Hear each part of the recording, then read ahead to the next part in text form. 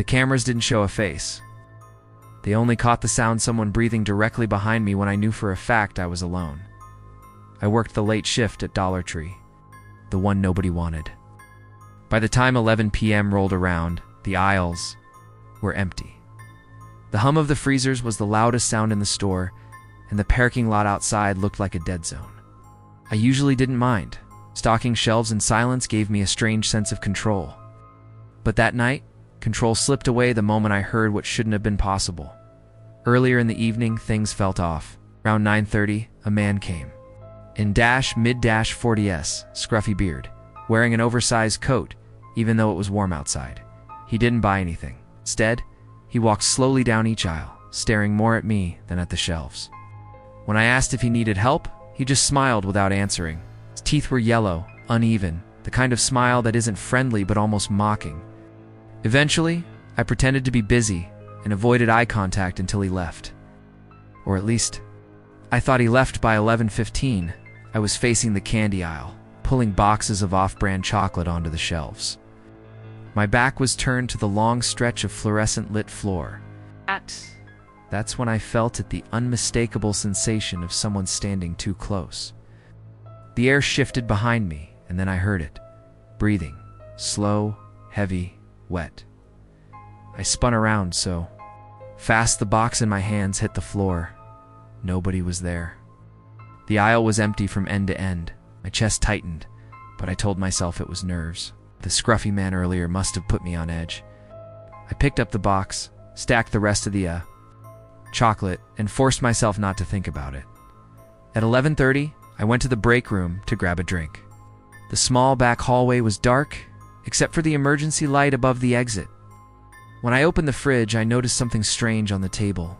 A receipt, crumpled, torn slightly at the edge. It wasn't mine. Problem was the last customer had left over an hour ago. I checked the cameras from the small monitor in the office. Aisles were clear. The entrance was shut. Nothing seemed wrong. Still, a pit formed in my stomach. I tried calling the assistant manager, but my phone buzzed. With no signal.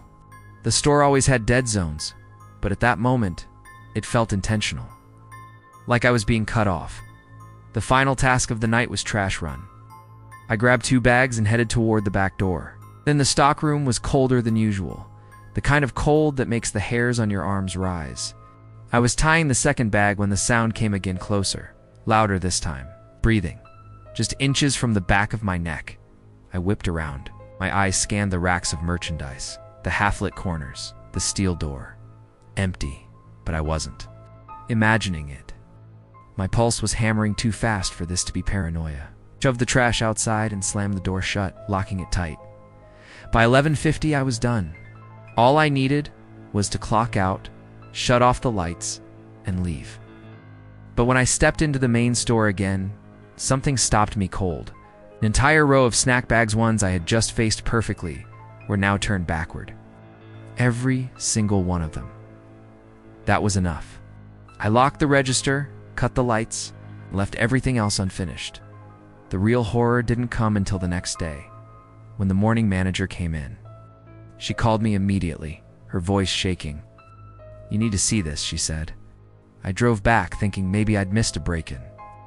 But when she played the footage from last night, I felt the blood drain from my face. The camera showed me in the candy aisle at 11:15, stocking shelves. Then, behind me, the frame glitched. For just a second, the mic picked up something faint but clear, breathing, long, deliberate exhalations. The strangest part, the aisle behind me looked completely empty. On another angle, when I was tying the trash bags, the same thing happened. The camera audio spiked, like someone was right up against the lens, breathing hard. Again, nothing visible. Just me, reacting, spinning around to face nobody. The manager paused the footage, staring at me. "Are you sure no one was here with you?" I wanted to say yes, but the truth was, I wasn't sure of anything anymore. That receipt on the table, the turned snack bags, the heavy breathing, it all pointed to one thing. Someone had been inside the store. Someone the cameras never showed. I quit Dollar Tree 2 days later. Still, I can't stop thinking about that footage. Cameras don't lie, but they also don't capture everything. And sometimes, The worst part isn't what you see, it's what you hear breathing right behind you when you know you should be alone. The sound of footsteps echoed through the aisles long after. I had locked the front doors. I knew the store was empty. I had checked every corner before closing. But at 12:10 a.m., the unmistakable shuffle of shoes moved steadily across the floor. Like someone was still shopping. I'd been working closing shifts at Dollar Tree for months. Nothing unusual had ever happened. The routine was simple. Last customer out by 11:55. Doors locked, register counted, trash taken out, lights cut. By 12:30, I was usually in my car heading home. But that night, the routine broke in the worst way. It started with the front door. At midnight sharp, I locked it and turned the key twice. I tugged on the handle just to be sure. Solid. Nobody was getting in. That reassurance lasted maybe 15 minutes right until I heard the first set of steps. I was in the office, counting drawers, when the sound came from the toy aisle. Slow, casual, like a person browsing. I froze, pen hovering. Above the paper, the air conditioner wasn't running. Nothing was moving that could sound like that. But the steps continued soft thuds across tile. Turning the corner into the seasonal aisle, I grabbed the small flashlight we kept in the office and stepped out. "Hello?" My voice sounded too loud against the silence. No answer. The aisles stretched ahead, lit by half the fluorescent panels still humming overhead. I swept the light across rows of plastic bins, cheap decorations, and stacks of paper plates. Nothing. I told myself maybe I'd imagined it. I went back to the office. TRIED, finishing the count. 5 minutes later, the footsteps returned, this time closer. I didn't call the police right away. Part of me thought I'd get in trouble for overreacting. I needed proof. So I did another walkthrough, flashlight shaking slightly in my hand. Again, nothing. Each aisle was perfectly still. But when I reached the end of the cleaning supplies aisle, I saw something that made my stomach drop. A mop had fallen out of its bucket, lying diagonally across the floor. I hadn't touched it. Nobody had. It looked like someone had brushed against it while passing. I backed toward the front, eyes locked on the dark aisles, then ducked into the break room. My hands fumbled with the office keys until I locked the door. Inside, the only sound was my breathing and the faint buzz of the mini-fridge. I sat there, trying to convince myself I was safe. When a new sound cut through, the faint creak of a shopping cart. It was distant at first, then grew louder, metal wheels clattering against the uneven tiles. Someone was pushing a cart up and down the aisles like they were casually shopping after hours. My hands shook so badly, I almost dropped my phone. I dialed 911, whispering into the receiver, explaining that I was locked in the store and someone else was inside. The operator told me to stay on the line and wait for officers, but while I was on the phone, something happened that I'll never forget. The break room door had a narrow window. As I sat there trying not to breathe too loudly, a shadow passed. Across the glass, it paused. Whoever it was stood perfectly still on the other side of the door, silent except for the faint rasp of breathing. I pressed myself against the wall, out of sight. The handle jiggled once, lightly, like they were testing it. Then silence. Minutes dragged like hours. The police finally arrived at 12:40. They banged on the front door, announcing themselves. I bolted from the break room, heart pounding, and unlocked the entrance. The officers swept the store, aisle by aisle, but found nothing. No carts out of place, no doors forced open, no footprints on the freshly mopped floor. The mop I saw lying on the ground was standing upright in its bucket, as if it had never been touched. The officers told me it was probably stress that late-night shifts can mess with your head. They left after filling out a short report, but I know what I heard. I know what I saw. The part that still keeps me up at night came the next morning, when the manager reviewed the security footage. Every camera showed me walking the aisles with my flashlight, locking the break room, locking the front doors for the police. But during the 30 minutes in between, when the footsteps echoed, when the cart rolled, when the shadows stood outside the break room door, the cameras showed nothing. It's just empty aisles. Still, the audio told a different story. Around 12:25, every mic in the store picked up the same sound, wheels squeaking across tile, and layered faintly beneath it. The slow, steady rhythm of footsteps. I never closed the store again. The restroom door was locked from the inside, but when I tried the handle, I heard knocking coming from behind it. That shouldn't have been possible. We'd closed nearly an hour earlier, and I had already walked every aisle to make sure the store was empty. I worked closing shifts at Dollar Tree often, and the restroom checks were part of the routine. We were required to inspect both bathrooms before locking up. Usually it was quick lights off, no one inside, door propped open. But that night, around 12:10 a.m., something was wrong. When I pulled the handle, the door didn't budge. I leaned closer, thinking maybe the lock had jammed. That's when the knocking started.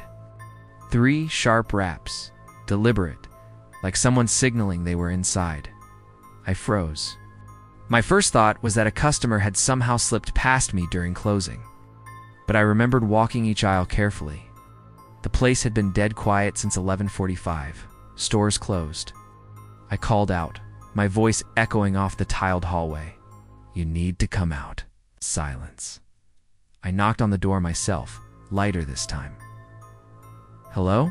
No answer, then 2 faint knocks came back. Not rushed, not panicked. Just steady. My stomach dropped.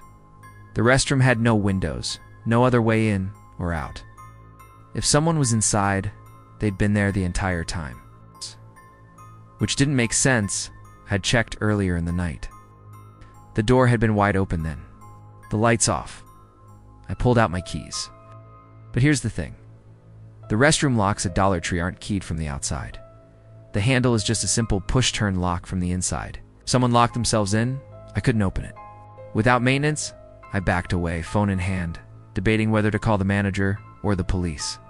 But before I could dial, I heard it again, knocking, this time softer, almost playful. I felt a chill run down my arms. I went back to the office to check the cameras. The hallway leading to the restrooms had a clear angle. I scrubbed through. The last hour of footage? Nothing. Just me walking past with cleaning supplies. Nobody had gone in. I replayed it twice, my heart pounding louder with every second. Whoever was inside had gotten there without being seen. I decided to wait it out. Maybe it was a prank, maybe a coworker was messing with me. I sat in the break room, lights off, staring at the hallway camera feed. At 12:25, movement caught my eye. The restroom door handle jiggled slightly at first, then harder. The knocking returned, louder now, pounding in uneven bursts. I gripped my flashlight and forced myself down the hall. My footsteps echoed against the tile, and with each step, the banging grew more aggressive. When I reached the door, it stopped instantly.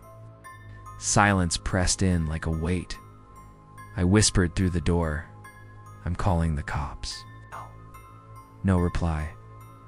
I backed away, hand shaking on my phone screen, and dialed 911.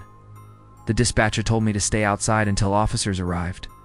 I left the hallway light on, retreated to the front of the store, kept my eyes on the camera feed. At 12:40, the officers arrived. They swept the aisles, checked the stockroom, then came to the hallway. One of them banged on the restroom door, announcing themselves. No response. They forced the lock with a small tool, swinging the door open empty. The light was off, the air stale, nothing disturbed. The officers looked at me like I was wasting their time. I tried to explain the knocking, the locked door, but their expressions didn't change. They told me to lock up and go home, said it was probably the building settling or pipes rattling, but pipes don't knock back. The next morning, came in early to talk to the manager. She didn't look surprised when I told her. Instead, she sighed and pulled up a different camera angle I hadn't checked one inside the stockroom. Facing the back hallway, she played footage from around midnight. For a few seconds, the screen was normal, just the hallway, lit and empty. Then, as I walked past toward the restroom, something flickered in the corner of the frame. A shape tall human-like slipped around the corner toward the bathrooms. The quality was grainy, too dark to make out details, but the outline was clear enough. Someone had been there. When the hallway camera cut to the restroom door, the handle was already turning. My manager stopped the footage, staring at the screen. "That's not the first time," she whispered. I asked what she meant, but she wouldn't explain. She just told me not to check the restrooms alone anymore. I don't work there now, but every time I pass that Dollar Tree, I can't stop picturing it, the locked door, the sound of knuckles against wood, and the knowledge that whoever was inside never came out. The first time I saw him, he was standing at the end of the snack aisle, staring straight at me. I thought maybe he was just waiting to grab something, but when I moved to the next aisle, he moved too. No cart, no basket, no items in his hands. Just following one aisle behind, his eyes never leaving me. It was a Tuesday night, and the store was nearly empty. Dollar Tree at 9 p.m. is quiet. Just the hum of the lights and the occasional beep from the register. I was there to grab a few cheap cleaning supplies after work. It should have been a 5-minute trip. But the moment I noticed him, those minutes felt like hours. He was tall, maybe late 40s, wearing a faded hoodie with the hood up, even though it was warm inside. His beard was patchy, unkempt. At first I tried to ignore him, telling myself it was a coincidence. But when I turned down the party supplies aisle, there he was, again appearing at the far end, pretending to look at balloons but glancing at me from the corner of his eye. I slowed my steps, letting him pass, but he never did. He kept his pace matched with mine, always just far enough away to not be obvious, but close enough that I felt it. By the time I reached the personal care aisle, my chest was tight. I picked up a random pack of toothbrushes I didn't need, just to look busy. Out of the corner of my eye, I saw him stop at the middle of the aisle, hands shoved deep into his hoodie pocket. Staring, I left the aisle quickly, heading toward the front registers. But when I looked back, he turned to, no hesitation. That's when I realized it wasn't in my head. It was following me. At the register, the cashier, a younger guy maybe in college, gave me the usual half-bored greeting. I'll set my things down, quickly whispering, "Hey, I think someone's following me." The cashier's expression changed instantly. He glanced over my shoulder. Which one? I didn't want to turn around, but I could feel him standing near the entrance, just waiting. "Gray hoodie," I whispered. The cashier lowered his voice. "He's been in here almost an hour. Doesn't buy anything, just walks." That made my skin crawl. He'd been circling the store long before I noticed. I asked the cashier if he could walk me out after closing, but he said he couldn't leave the register unattended. Instead, he offered to stall, ring me up slowly until the guy left. I agreed, but the man didn't leave. He lingered by the seasonal aisle, picking up random items, putting them back, always keeping me in his line of sight. The cashier noticed too, his hands fidgeting on the counter. Finally, I paid and headed for the door, clutching my bag tightly. My car was parked near the far end of the lot, under one of the dim lights. As soon as I stepped outside, I heard the glass door open behind me. He was following. I quickened my pace, keys ready in my hand, trying not to run. My footsteps echoed on the pavement, too loud, too fast. When I glanced back, he was walking the same path, hands still in his pockets, eyes locked on me. Halfway across the lot, I spotted movement. Another employee woman taking trash to the dumpster noticed the man behind me. She froze, watching him, then looked at me with wide eyes. That was enough to make me break into a run. I sprinted the last stretch, yanked my car door open, and locked it immediately. The man stopped just a few feet from my car. He didn't try the handle, didn't say a word. He just stood there, staring through the window. I turned the engine on, my hand shaking so badly I almost dropped the keys. The headlights lit his face. His expression was blank, but his eyes were wide, unblinking, fixed on me. I backed out fast, heart pounding, and sped toward the exit. In the rearview mirror, I saw him still standing there, watching. The employee by the dumpster slowly backed away. That night, I called the store to check if he was still there. The manager on duty said he left right after I did, walking off into the dark lot without buying a single thing. The part that unsettles me most? 2 days later, I went to a completely different Dollar Tree across town. and as I walked past the canned goods aisle, I felt it again, that same heavy stare. When I turned, there he was. Same hoodie, same blank eyes, just standing at the end of the aisle watching me. The sound of something falling in the next aisle made me freeze mid-shelf. It was close. Too close, like a product slipping from the peg hooks. But the store was locked. I was supposed to be the only person inside. It was nearly midnight at Dollar Tree, and I was doing the last round of stocking before shutting everything down. The aisles were dead quiet. Just the low hum of the fluorescent lights and the occasional pop from the soda cooler in the back. Nothing ever happened during these shifts. That's why what I heard unsettled me so much. I set the box cutter down and leaned into the next aisle. A pack of sponges lay in the middle of the floor. I had just walked that aisle 15 minutes earlier. Everything had been neat, untouched. Hello? My voice echoed faintly. No answer. I crouched, picked up the sponges, and put them back, trying to convince myself they had slipped. But as I turned to leave, I caught at the faint crunch of a footstep at the far end of the aisle. I whipped around, flashlight beams sweeping the empty floor. Nobody was there. My pulse picked up. I told myself I was being paranoid, nerves playing tricks on me after too many late nights. I went back to the storage cart, kept stocking, but the noises didn't stop. In the home goods aisle, I heard the faint scrape of metal like a hanger dragging across a shelf. In the snack aisle, a bag crinkled as if someone had picked it up and put it back down. Each time, I turned quickly, but saw nothing, just still shelves under buzzing lights by 11:45. I decided to finish fast and leave early. I wheeled the cart back toward the stockroom. That's when I noticed something that made my stomach twist. One of the plastic bins on the bottom shelf had been pulled halfway out. Inside was a small space, just enough for someone to crouch and hide. I hadn't left it like that. I hurried into the break room and locked the door. My hands shook as I dialed the manager. No answer. I tried again. Voicemail. The silence pressed in heavier now. I could hear faint creaks out in the store, irregular, like footsteps avoiding the squeaky tiles. Whoever it was, they were moving slowly, deliberately, staying out of sight. I checked the security monitor. The grainy black and white feed showed 4 angles, registers, main aisle, freezer section, and the back hallway. At first, nothing. Then, in the freezer section, one of the doors swung open slightly, as if nudged from inside. It hung there for a few seconds before closing with a soft click. I stared at the screen, heart pounding.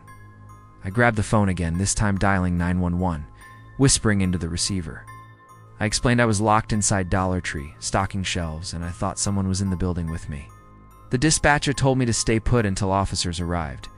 But while I was on the phone, something happened that made my blood run cold. The break room door handle jiggled. Just once. Enough to rattle. I held my breath, clutching the phone tight. The handle didn't move again, but I could hear its low breathing on the other side of the door. "Ma'am?" "Stay calm," the dispatcher's voice crackled through. "Officers are on their way." The breathing stopped. Silence. I didn't move until I heard pounding at the front entrance and the muffled call of police. I bolted from the break room and let them in. 2 officers swept the aisles, flashlights cutting across shelves and displays. I followed behind, my legs shaky. They found nothing. No footprints, no signs of forced entry, no one hiding in the stockroom. The freezers were closed tight. The aisles were neat, as if untouched. When they asked if I was sure I hadn't imagined it, I told them about the sponges, the breathing, the freezer door. One of them exchanged a look with the other, then told me it was probably just nerves. But nerves don't jiggle door handles the next morning.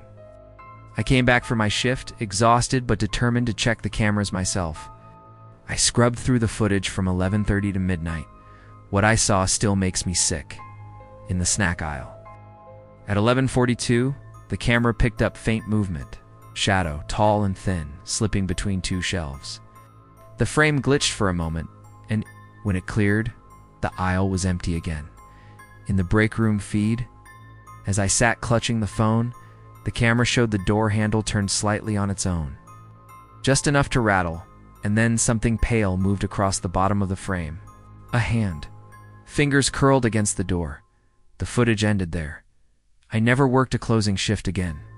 But sometimes, late at night when I pass that Dollar Tree, I can't help looking at the darkened windows.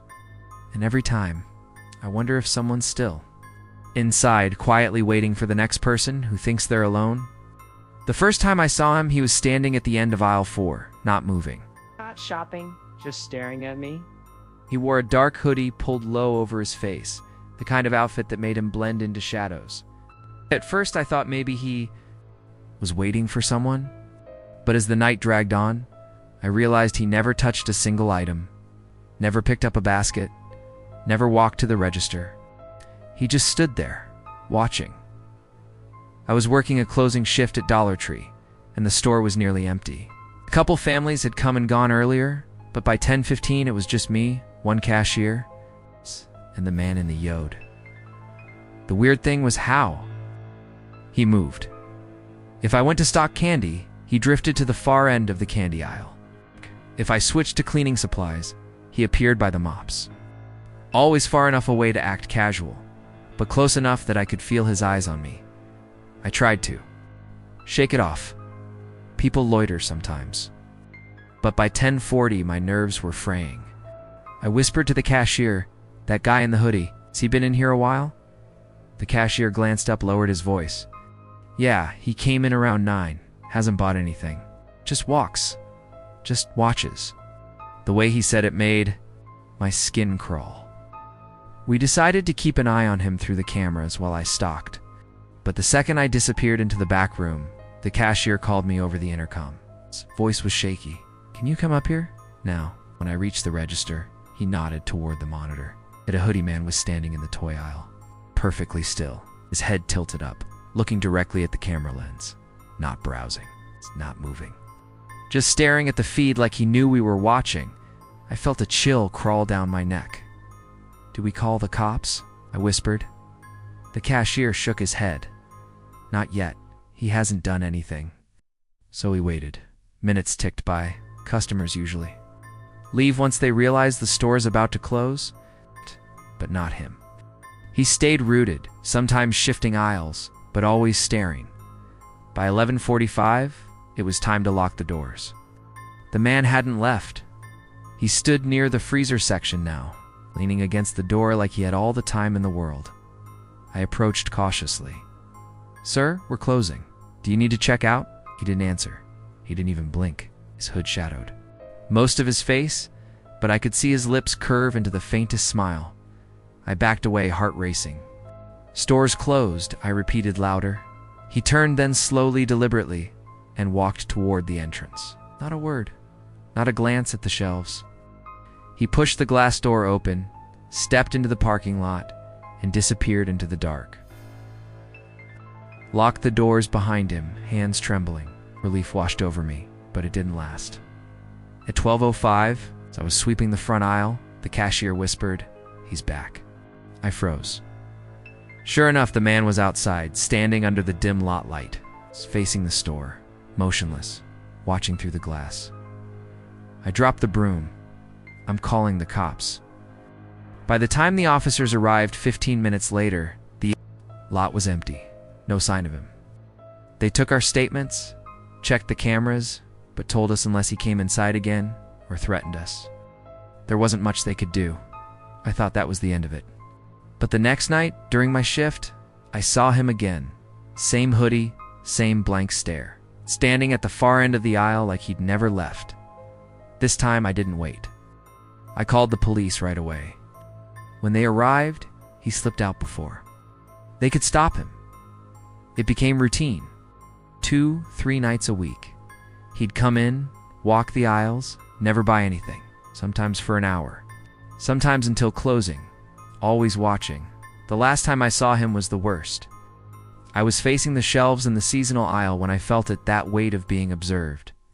I turned, and he was there, closer than ever, just a few feet away. Hood pulled low, eyes locked on mine. I froze, unable to speak. His lips moved like he wanted to say something. but no sound came out. Just that smile again. Then he turned and walked out, without a word. He hasn't come back since. But every time I work a late shift, catch myself glancing down the aisles, waiting for that dark hoodie to appear again. Because somehow I know I haven't seen the last of him. The parking lot lights shut off all at once, leaving me standing in near darkness with only the sound of a car engine slowly circling nearby. It was just after midnight. I had closed Dollar Tree alone that night, locked the doors, and carried the trash out to the dumpster. The store sits at the edge of a strip mall with a huge lot that's mostly empty after dark. Usually, the floodlights stay on until morning, making me feel a little safer walking to my car. But that night, they all cut out at the same time. Like someone flipped a switch, I froze beside the dumpster. Bags of trash still in my hands as headlights swept across the lot. A car-dark sedan, windows tinted, was crawling in slow circles. It wasn't parked, it wasn't leaving. It was moving deliberately, circling the lot with me at the center. At first I told myself it was coincidence. Maybe someone was lost. But when the car passed me the second time, the driver's side window rolled halfway down. I couldn't see the face inside, just a silhouette watching me. My chest tightened. I dropped the trash and started walking fast toward my car, which was parked several rows away under the last working light near the street. The sedan adjusted its circle, cutting across the lot to match my pace. Its engine revved slightly, not loud, but enough to remind me it could close the distance in seconds. I fumbled for my keys, trying not to break into a run. My footsteps echoed against the pavement, sounding far too loud in the silence. When I reached my car, I yanked the handle locked. My hand shook as I jabbed at the key fob, finally unlocking it. That's when the sedan stopped. Not parked, just idling. Headlights pointed straight at me. I climbed in, slammed the door, and locked it. My breathing was too loud inside the cabin, fogging up the glass. The car didn't move, just sat there, engine humming, lights glaring into my windshield. I started my car and backed out slowly, hoping the driver would take the hint and leave. But as I pulled toward the exit, the sedan rolled forward too, trailing behind me at a crawl. The lot was huge, with only one way out, tan opening onto a dark stretch of road. My headlights caught rows of empty parking spaces, dumpsters, and the shuttered storefronts of neighboring shops. No one else around, no other cars, just me and him. I turned onto the road, pressing harder on the gas, hoping to lose him. In my rearview mirror, the sedan's headlights flared as it followed. Close enough that I could almost feel the vibration of its engine. My hands gripped the wheel tight. I thought about pulling into a gas station, but the road ahead was empty, just warehouses and dark intersections. If I stopped, he could box me in, so I did the only thing I could think of. I swung into the back entrance of the strip mall, looping around toward Dollar Tree again. Maybe the police would still be nearby from their patrol.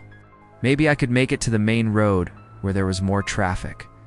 The sedan stayed glued to me, turning when I turned, matching my every move. When I re-entered the lot, the lights were still out. It looked like a black void swallowing the pavement. I sped toward the far end, then jerked the wheel into a sudden turn, cutting between two rows of parked trailers. For a moment, I lost sight of his headlights. I killed my engine, crouching low in the driver's seat. My heart slammed against my ribs so hard, I thought it might give me away. Seconds dragged. Then the sedan reappeared, coasting slowly through. The rows, hunting, its headlights swung left, then right, scanning. At one point, it passed within 20 feet of my car. I held my breath, praying the tinted glass hid me. It circled twice more before finally pulling toward the exit. I waited, gripping the steering wheel until my knuckles turned white. When I was sure it was gone, I started my car again and drove straight home, checking my mirrors the entire way. There's no headlights behind me. The next day, I told my manager what happened. She listened, but shrugged. Probably some weirdo. Happens around here. But later that week, one of the cashiers came in shaken. She said when she left after her shift, the same thing happened. The lights went out, and a dark sedan circled her car until she called her brother to pick her up. We reported it again, but nothing came of it. The police drove through once or twice, but by then, the lot was empty. I don't work late shifts anymore, but every time I drive past that Dollar Tree at night, I notice the same thing. The lights still flicker off around midnight, and I can't help but wonder if somewhere, in the dark, that sedan is still circling waiting for the next person who has to walk out alone.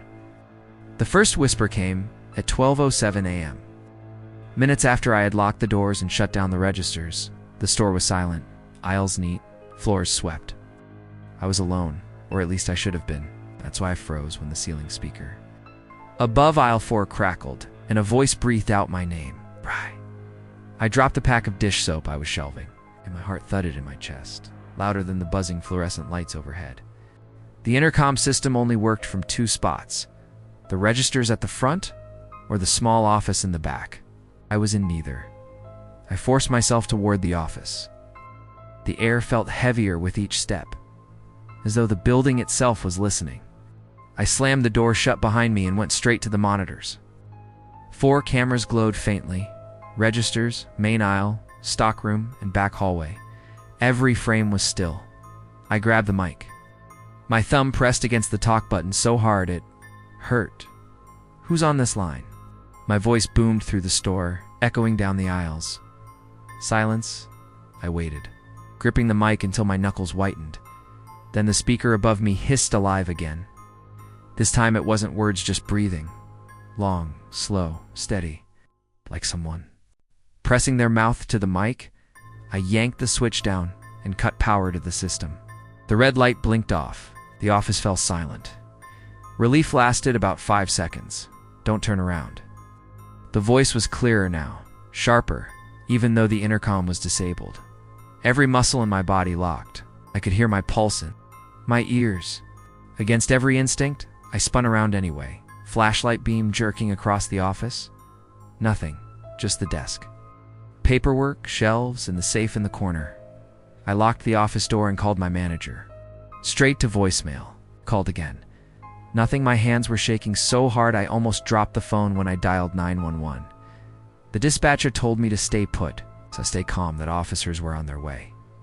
That's when the monitor for camera 3, the stockroom dash glitched. Static fuzzed across the screen. When it cleared, the back door I had shut earlier was now ajar, swinging gently. I leaned closer, breath caught in my throat. A shape shifted in the far corner of the room. Not fast enough to be a glitch, not slow enough to be nothing. Human shape. "There's someone here," I whispered into the phone. The dispatcher kept her voice calm. "Stay quiet. There." Minutes away, but the whispering returned, crawling through the aisles, moving speaker to speaker. "I see you." Closer now. Could hear it traveling, like footsteps without sound. It shifted from the toy aisle to cleaning supplies, then to seasonal, closer each time.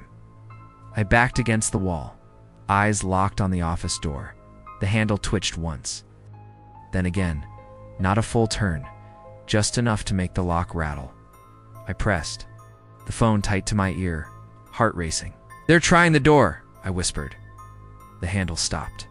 Silence pressed in heavier than before. Seconds dragged like ours.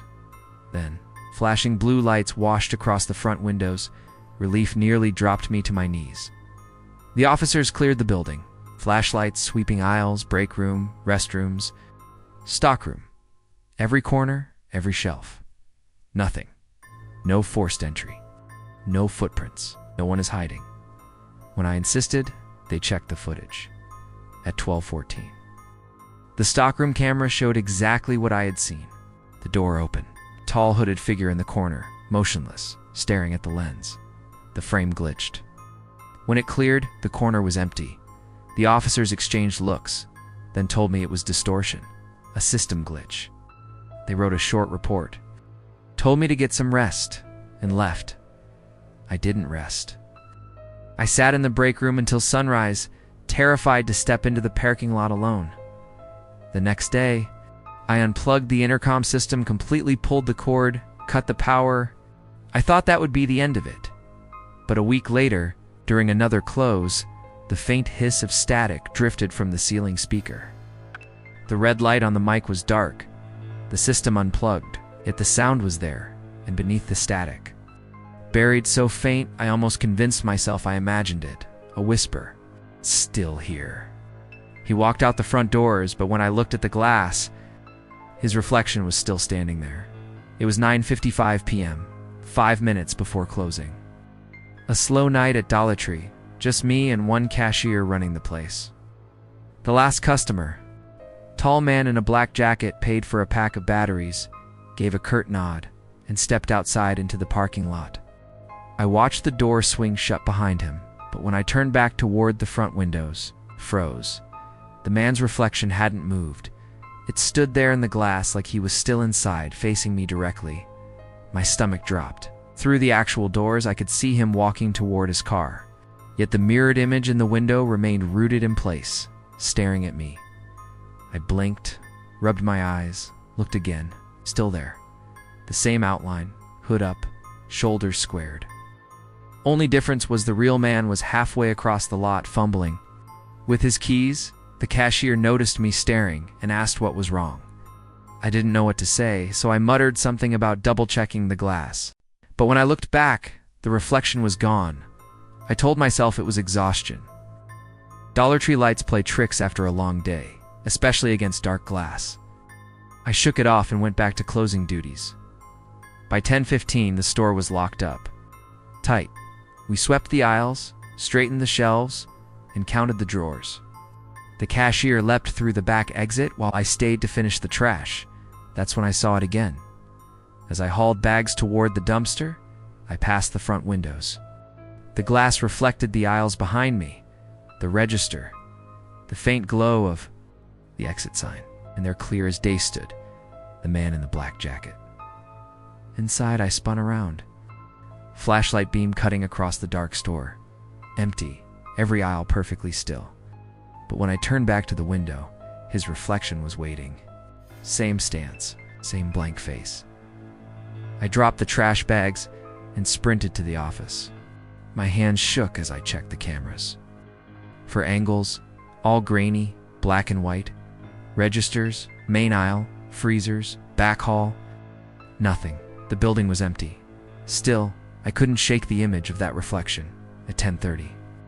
While logging the deposit, the intercom crackled faintly. My chest tightened. It was barely audible, just static at first, then the faintest rasp of breathing. I didn't touch the mic. I sat frozen, staring at it, praying it would stop. The sound cut off suddenly. I tried to laugh it off, but my nerves were shot. I gathered my things, turned off the lights, and headed for the back door. Before stepping outside, I glanced toward the front one last time. The windows reflected the faint glow of streetlights from the parking lot. And there he was again, closer, the reflection. Stood just inside the glass, inches from the door, watching me. But the lot was empty. No one outside, no cars moving, just silence. I bolted through the back exit, heart pounding, fumbling with my keys until I reached my car. I locked the doors, hands still shaking, and forced myself to drive home.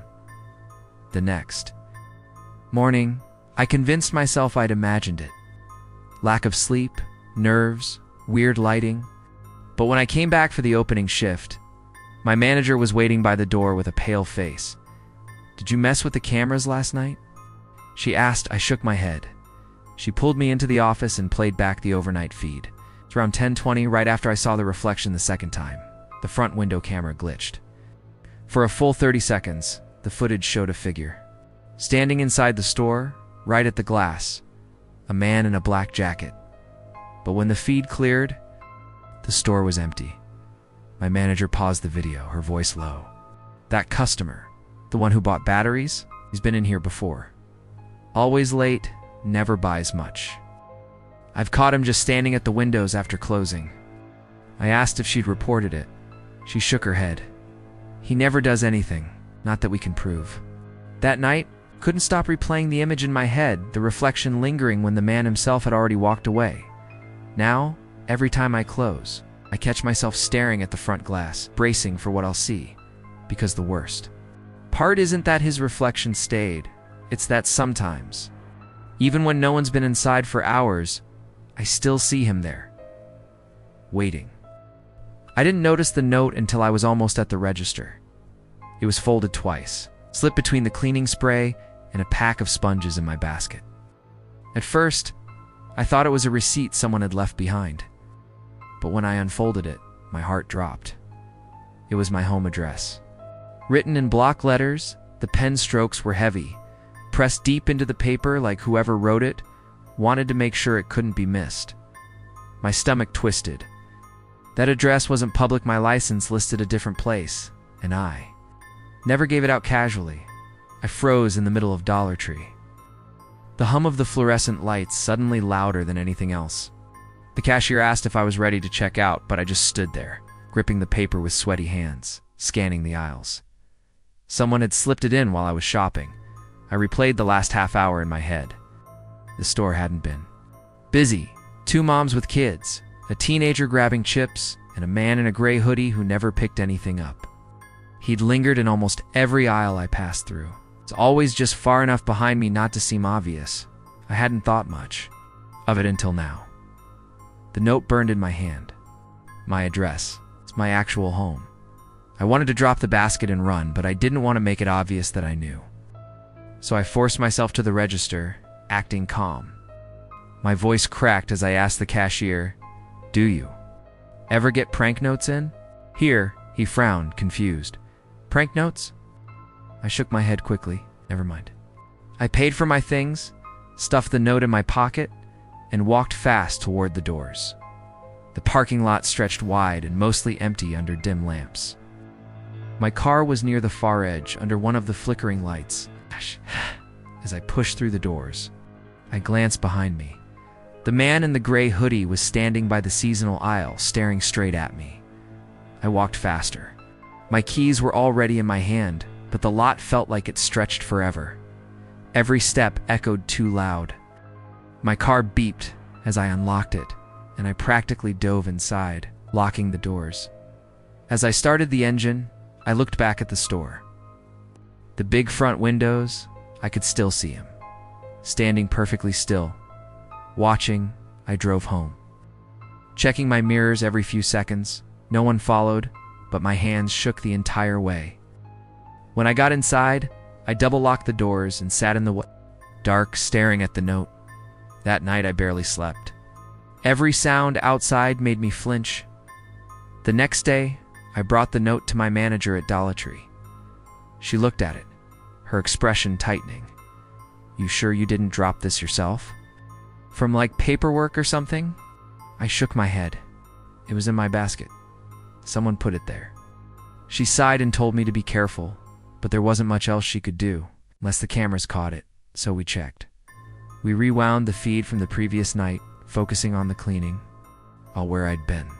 At first, it showed me browsing shelves, basket looped over my arm, no one close enough to touch it. Then, as I turned my back for a second, the man in the gray hoodie walked past.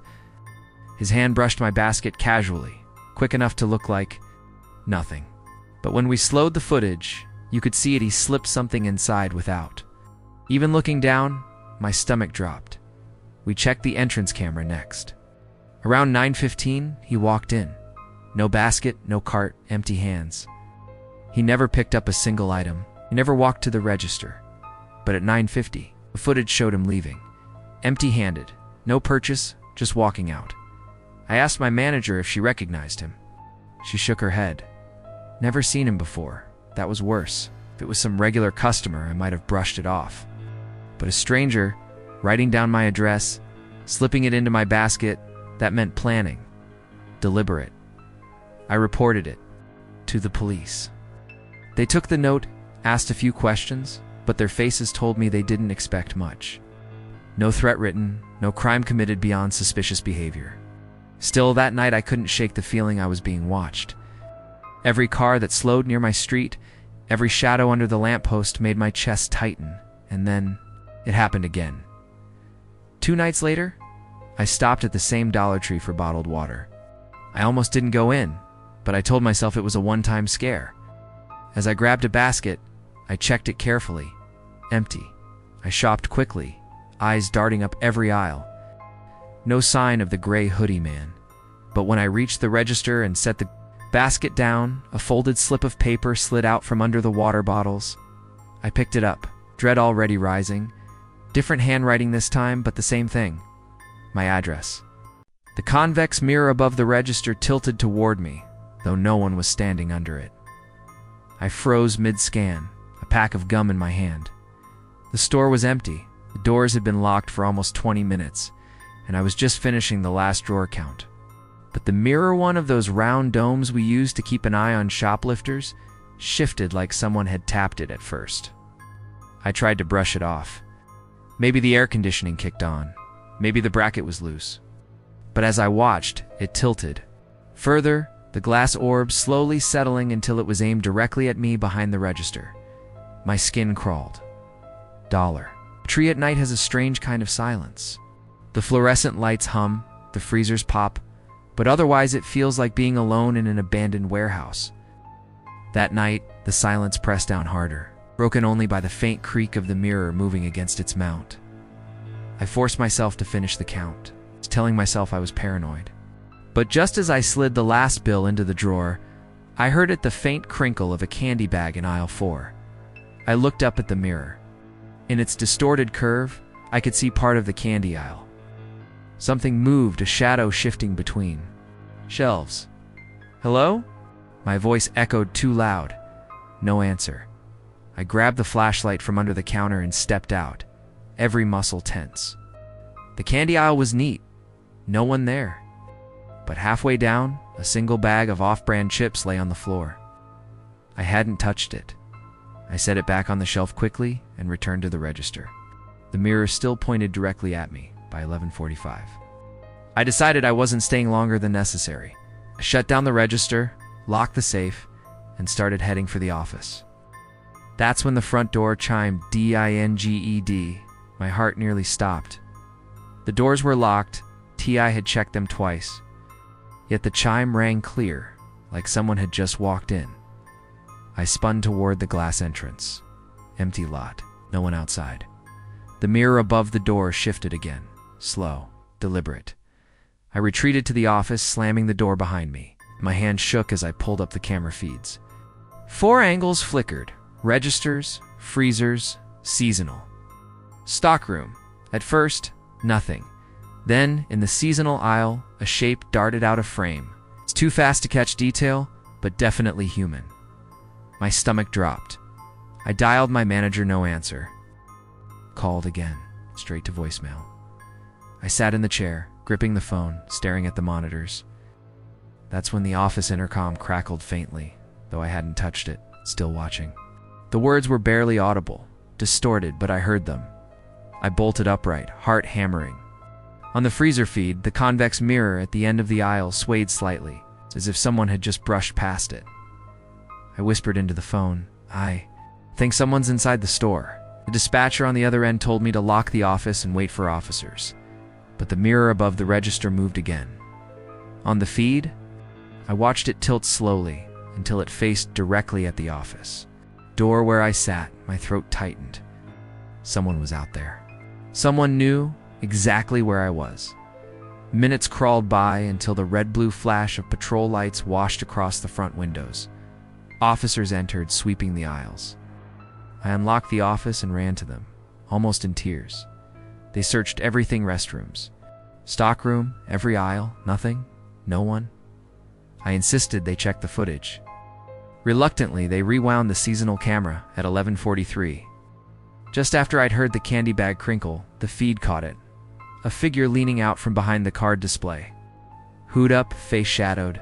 As soon as the mirror above the register shifted, the figure ducked back out of sight. The officers exchanged looks, then shook their heads. Could be a glitch, lighting issue, but I'd know what I saw. That mirror didn't move on its own. The next morning when I came back, the manager had maintenance check them out. They said it was secure tight, no loose screws. Still, when I stood at the register, the mirror tilted forward slightly, aimed at me, and sometimes, when the store is quiet, I swear I see the curve of a figure standing in its reflection long after the last customer has left. The emergency exit alarm exploded through the store like a siren, so loud it rattled the shelves. But when I ran to the back hallway, The door was still chained and locked. For a second, I just stood there, ears ringing, staring at the heavy steel. Door with the red emergency exit only sign above it. Nobody was near it. The padlock on the chain hung in place, secure. But the bar had clearly been pushed. The whole door was vibrating as if someone had slammed it hard. It was late, around 11:40 p.m., closing shift at Dollar Tree. The store was empty. I'd already locked the front doors and walked every aisle to make sure no customers were hiding. Should have been quiet, just me and the low hum of the freezers. But that alarm changed everything. I shut it off, the sound dying into an eerie silence. My chest was tight, my hands sweaty. I couldn't shake the feeling that I wasn't alone. At first I tried to convince myself it was a glitch. System was old, maybe the wiring was faulty. I stocked a few more shelves to distract myself. But the whole store felt different now, too still. It's the kind of silence that makes you keep looking over your shoulder. 15 minutes later, it happened again. The alarm shrieked so loud I dropped the box I was carrying. This time I was closer and heard it bang.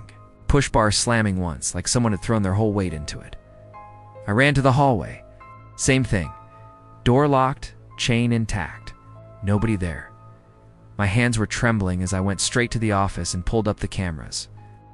4 angles glowed on the monitors, registers, freezers, main aisle, and the back hallway. Rewound the hallway. Feed at the exact second the alarm went off. The camera caught the push bar pressing down, the steel door jerking against its frame. But there were no hands on it. There's no person. The bar just moved on its own. I leaned closer, replayed it twice. But it was the same every time movement without a body. That's when I heard it. The intercom above the office desk crackled faintly. Then a whisper slid through the static. "Let me out." I froze, staring up at the speaker. My throat went dry. I bolted out of the office, gripping my flashlight, heart hammering so hard it hurt. I cut through the seasonal aisle, heading for the front doors, when I stopped cold. The fire. Exit sign at the back of the store glowed faint red through the foggy air. Above it, the round convex mirror angled down the aisle. In its distorted reflection, a tall hooded figure stood at the emergency exit door, perfectly still. I whipped around, nothing. The aisle behind me was empty, shelves neat. But when I looked back at the mirror, the reflection was still there, watching me. I didn't waste time. I ran to the front, keys already in my hand. Just as I reached the doors, the alarm went off for the 3rd time. The sound ripped through the store, chasing me out into the parking lot. Outside, the lot was nearly pitch black. Half the lamps were dead, and the ones that worked flickered against the asphalt. My car was parked at the far end, under the last working light.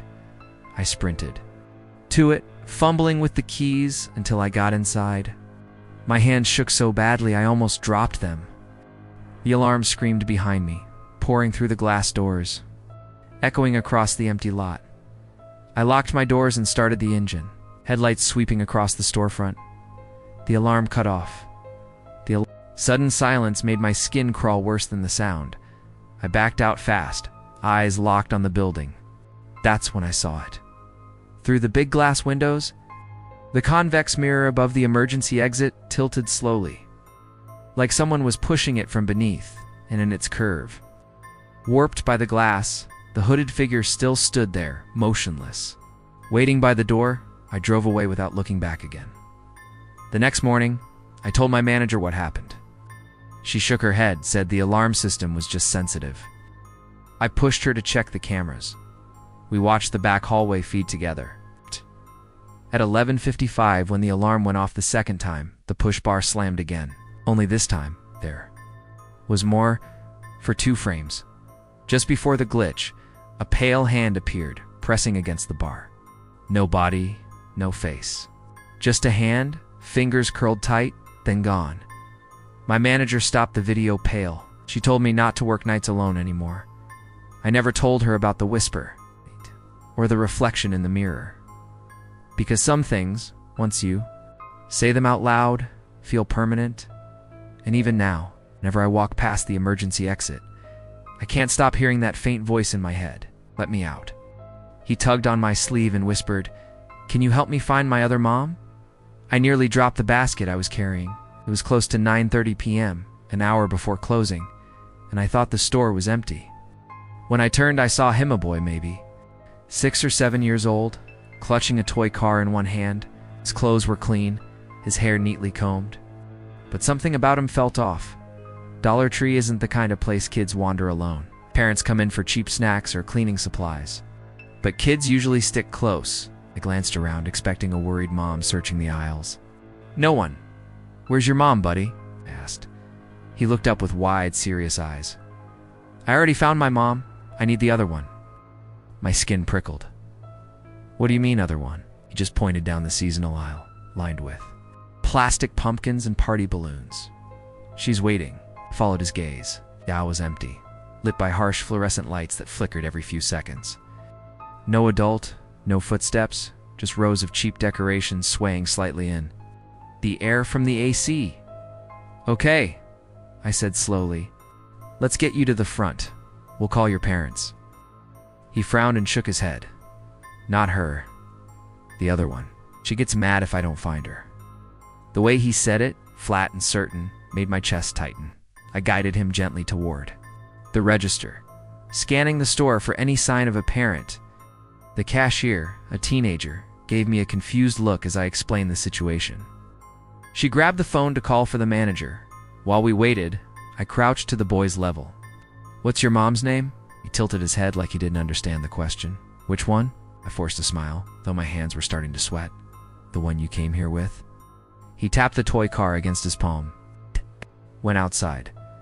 "But the other mom. She's still here." Before I could ask more, the emergency exit alarm blared from the back hallway. The boy didn't even flinch. He just whispered, "That's her." I bolted upright, heart pounding. The cashier's eyes went wide. We both looked toward the back of the store, where the alarm shrieked. I ran down the aisles, flashlight shaking in my hand. The steel exit door was closed, chain in place. But the convex mirror above it was tilted downward, aimed directly at the floor. In its curve, I swore I saw movement, something tall, bending out of sight. When I turned, the hallway was empty. I hurried back. The boy was gone. "Where'd he go?" I demanded. The cashier stammered. I thought he was with you." We searched every aisle, calling his name, but the store was empty. No child, no footsteps. Nothing but the faint squeak of a shopping cart someone had left abandoned near the freezer. I checked the cameras in the office. The feed showed me walking with the boy to the front, clear as day. But on the next angle, when I crouched to speak with him, the space beside me was empty. I was talking to air. My throat tightened. No, that's not right. I scrubbed back, frame by frame. Same thing. We're on camera. I was alone. But the alarm footage was worse. At 9:38. Just as the siren went off, the stockroom feed glitched. For 2 seconds, a shape stood at the emergency exit. Tall, feminine, but wrong somehow, limbs too long, head tilted unnaturally. Then it was gone. The manager arrived minutes later. I tried to explain, but she just looked at me like I was exhausted. She said maybe I'd imagined the kids stress-playing tricks. She filed a short incident note and sent me home early. But I can't forget the boy's voice, where he tugged at my sleeve and whispered like it was normal. "Can you help me find my other mom?" Now, every time I work a night shift, I catch myself glancing down the seasonal aisle. Sometimes I think I see a small figure at the far end, a toy car clutched in his hand, and once, just once, I thought I heard the intercom crackle, carrying that same quiet voice through the ceiling speakers. "She's still waiting." The first thing I noticed was the candy aisle. The bags I had faced perfectly the night before were turned completely backward. It was a Tuesday morning. I had just opened Dollar Tree after working the late closing shift the night before. The memory was fresh in my mind, dyed, stocked, and straightened every shelf before locking up. I was the last person out. But now, entire rows of candy were reversed, logos pressed against the back of the shelf, like someone had deliberately turned them all around. I stood there for a long minute trying to reason with myself. Maybe I was tired last night. Maybe I hadn't paid attention. But deep down, I knew that wasn't true. That was just the beginning. By noon, I'd found more. In the toy aisle, action figures I'd hung neatly on their hooks were now on the floor. In piles, in the cleaning aisle, sponges and scrubbers were stacked into strange little pyramids. Balanced in the middle of the shelves, I asked my manager if she'd come in early and moved things. She frowned and shook her head. "You closed, right? Nobody else has keys?" That should have made me feel better. Didn't it? Next night, I paid extra attention. I stocked everything carefully, lined products up perfectly, and even took a few photos on my phone to prove it. At 12:15 a.m., I locked up. Alarms armed, cameras running. The following morning, my heart sank. The chip aisle looked like it had been flipped by a storm. Bags torn open, crumbs scattered across the floor, displays pushed into the middle of the aisle, but the security footage was worse. I sat with my manager in the office, scrolling through the feeds. At 1:37 a.m., the camera over aisle 3 glitched, fuzzing with static. When it cleared, the display was different. Stacks of chips were in the middle of the floor, no one visible, no movement. It's a jump cut from neat to chaos. The manager sighed, rubbing her temples. Faulty cameras, faulty alarm. We'll get maintenance to check it. But I couldn't shake the unease. That night, I volunteered to close again. I needed to see for myself. By 11:30, the store was dead silent, aisles glowing under buzzing fluorescent lights. I moved through each one, memorizing every detail. Why? Straightened boxes, faced cans, lined up bottles of soda. I whispered to myself, perfect. Nothing will move. At midnight, I shut the lights, locked the doors, and walked to my car. But as I glanced back through the big front windows, my stomach flipped. The seasonal aisle display had shifted. A rack of party hats I'd left facing the register was now angled toward the door. I told myself it was my imagination. But when I came back the next morning, the store looked like someone had been shopping all night. Items scattered, shelves rearranged. Displays moved inches from where I'd left them. The worst was the mirror aisle. All the small, round vanity. Mirrors were lined up neatly when I closed. But by morning, each one faced outward, reflecting down the aisle. And in the reflection of the center mirror, a blurred shape stood at the end. Though the aisle itself was empty, I felt sick. By the third night, I brought my own plan. I set my phone to record video in the candy aisle, hidden between boxes. I wanted proof. The store was quiet. I locked up and left, heart pounding. The next morning, I came in early, phone still in place. My hands shook as I played the video. At first, nothing, just empty aisles, buzzing lights. Then, around 2:11 a.m., the sound of faint shuffling. The candy bags began turning one by one, as if invisible hands were flipping them, and then, faintly, under the static, a voice whispered, "Not neat enough." I dropped the phone. When I showed my manager, she refused to watch the whole thing. She told me to delete it. Said I was stressing myself out, making things worse. But I know what I heard, know what I saw. Now every time I close, I can't stop. Glancing back down the aisles, I line everything perfectly, but by morning, it's always changed. And sometimes, if I'm unlucky enough to stay past midnight, I hear it while I'm still inside, the faint scrape of products shifting, bags crinkling, aisle displays sliding an inch at a time, as if the store is rearranging itself around me. He set duct tape and rope on the counter and stared at me without blinking as I rang him up. It was almost 10 p.m. It's 20 minutes before closing, and the store was empty, except for him. He was in his late 40s, scruffy beard, heavy work. Boots that echoed across the tile. He hadn't picked up a basket or cart, just carried the duct tape in one hand, the rope in the other. The way he placed them down made my skin crawl. I tried to keep my voice steady. "Will that be all tonight, sir?" He didn't answer right away. He just watched me, eyes flat, unblinking. Then, in a low voice, he said, "Yeah, That's all. The register beeped as I scanned the tape. My hands were sweaty on the keys. Items like that aren't unusual. People buy rope for clotheslines, tape for boxes, but the way he stood there, silent, breathing heavy, made every second drag. When I handed him the bag, his fingers brushed mine, ice cold. He didn't leave right away. He lingered at the end of the counter, staring. Finally, he turned and walked slowly out the front doors. The chime echoed after him, but the unease didn't. Fade, I thought that was it. Just a creepy customer. But 5 minutes later, as I swept the aisle near the front, I glanced up through the glass. He was still there, standing just outside under the buzzing parking lot light, plastic bag dangling from his hand, eyes fixed on the store. My chest tightened. I went back to the register, trying to look busy. Each time I looked up, he hadn't moved. Just standing, waiting. At 9:55, I locked the side aisles, making my way toward the back office. My cashier, only 17, looked pale when I told him. "That guy's still out there," he whispered. "Hasn't moved." I pulled up the security cameras.